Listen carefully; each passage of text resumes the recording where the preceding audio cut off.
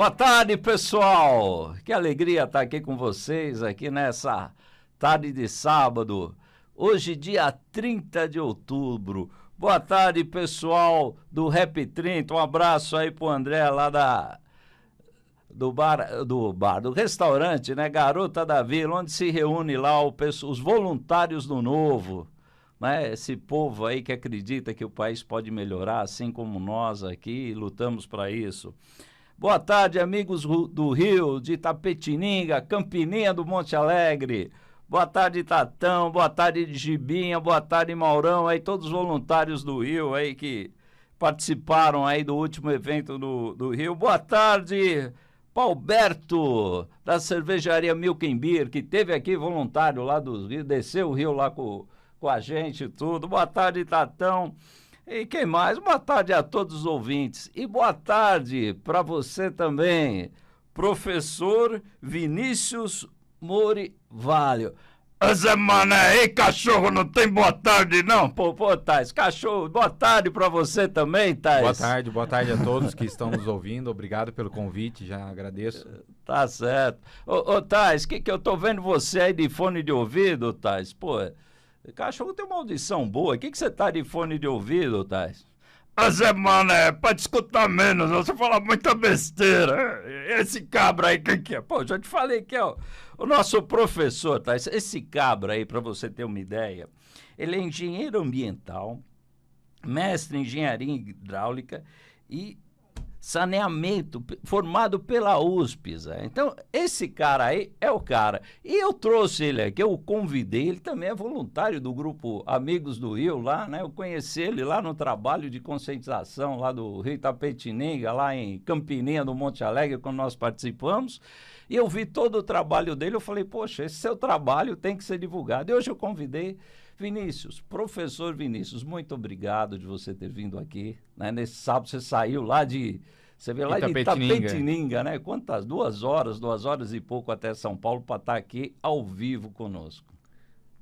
E eu chamei aqui, até eu fiquei sabendo, por quanta coisa importante você fez, você pesquisou, né? Sobre a nossa bacia hidrográfica ali da região. E nós estamos vivendo um momento, além do efeito estufa e tudo que está acontecendo, nós temos aí uma crise hídrica, né? Por questões climáticas e também por falta de conscientização, né, de todos nós, né? Nossa população, governantes, empresários e todos, né? E eu vi nos trabalhos que você me enviou, um trabalho que você fez, que a gente vai usar aqui como exemplo, né? Sobre o Rio Turvo, né? Os rios, eles estão secando realmente por falta d'água? O que está acontecendo? O homem está intervindo nisso? O que a gente percebe é que aparentemente o padrão das chuvas ele vem sendo alterado. Então a gente tem, por exemplo, a questão do aquecimento global e percebe-se hoje uma relação muito intensa entre o desmatamento na Amazônia e a chuva que ocorre aqui na região sudeste. Então, alguns estudos até foram feitos, teve uma reportagem que saiu chamada Rios Voadores, porque o volume de água liberado na forma de vapor pela floresta amazônica é tão intenso que essa água vem aqui por correntes atmosféricas, ela chega na região centro-oeste e sudeste do país.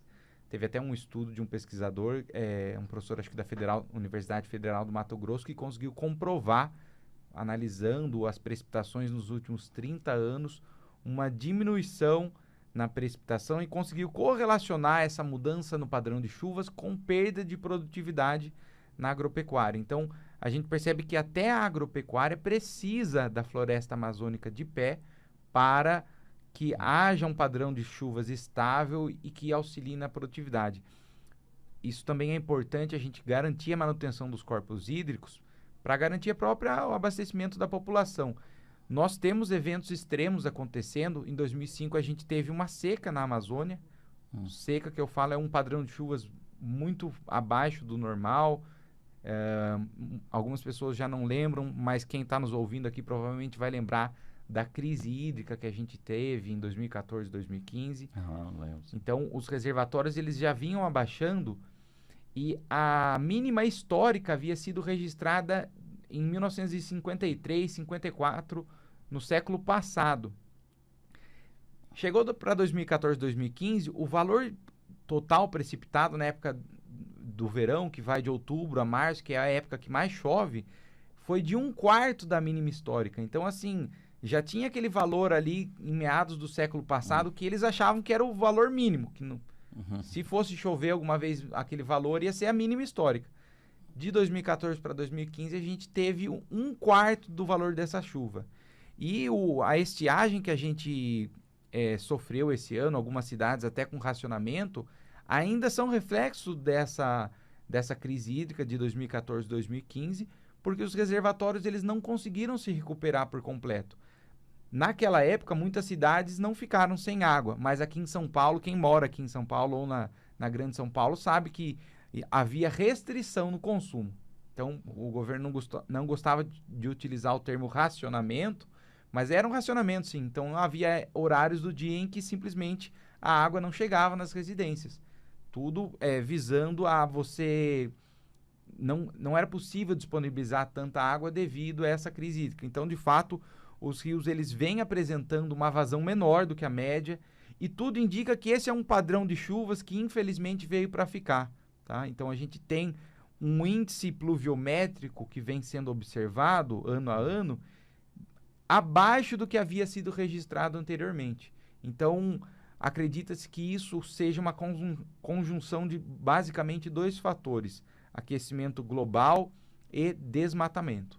Esse desmatamento, a grande maioria é queimada, né? Então o pessoal vai e queima, e ao invés de queima uma floresta, normalmente não se recupera essa floresta, né? Se planta um pasto que não tem a mesma reposição de umidade, de armazenamento que tem uma mata, né? E os nossos governantes aí, você que está mais sintonizado nessa área, o que está sendo feito para a gente tentar reverter isso? Olha, eu acho que isso é um problema, é importante deixar claro aqui que não é um problema de um governo, é um problema crônico do Brasil. Comportamento, né? Da cultura até, né? De fazer essa queimada e jogar o pasto. É um problema crônico. E existe, né, ainda hoje uma exploração de maneira totalmente insustentável da floresta amazônica. A Mata Atlântica, por exemplo, a gente reduziu a menos de 10% do que existia. Então, eu sou a favor de desmatamento zero na Mata Atlântica. É importante deixar claro que isso não é uma questão extremista, porque se a gente acabou com praticamente tudo, como que a gente continua flexibilizando o desmatamento na Mata Atlântica quando a gente tem menos de 10% da mata original? E é importante lembrar que rios como Paranapanema, rios como Tietê e como Rio Grande, que são os 3 principais rios do estado de São Paulo, eles nascem na região da Serra, que é uma área de Mata Atlântica. A própria nascente do Rio Tietê, ela estava localizada numa área que era uma fazenda, e aí foi convertido em um parque, que é o Parque Nascentes do Tietê. Então é importante que essas áreas de cabeceira sejam preservadas, porque isso ajuda a manter não só as nascentes, mas também uma qualidade da água tão importante nos nossos dias, né? Estima-se que a cada dólar investido na recuperação e manutenção das matas ciliares de um rio, se economiza 4 dólares em tratamento da água.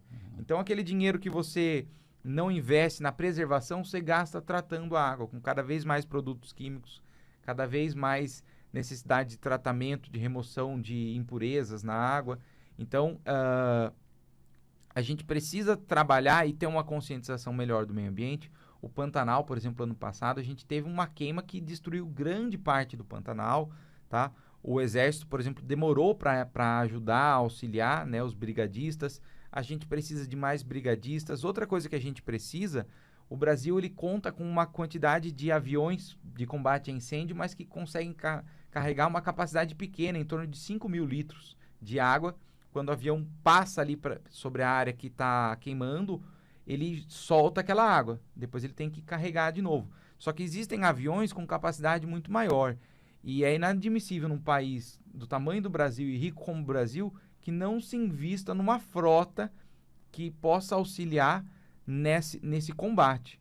Então essa frota pode ficar, por exemplo, no meio do país, na região central, e dependendo do incêndio onde ocorrer, essa frota é deslocada para ajudar no combate.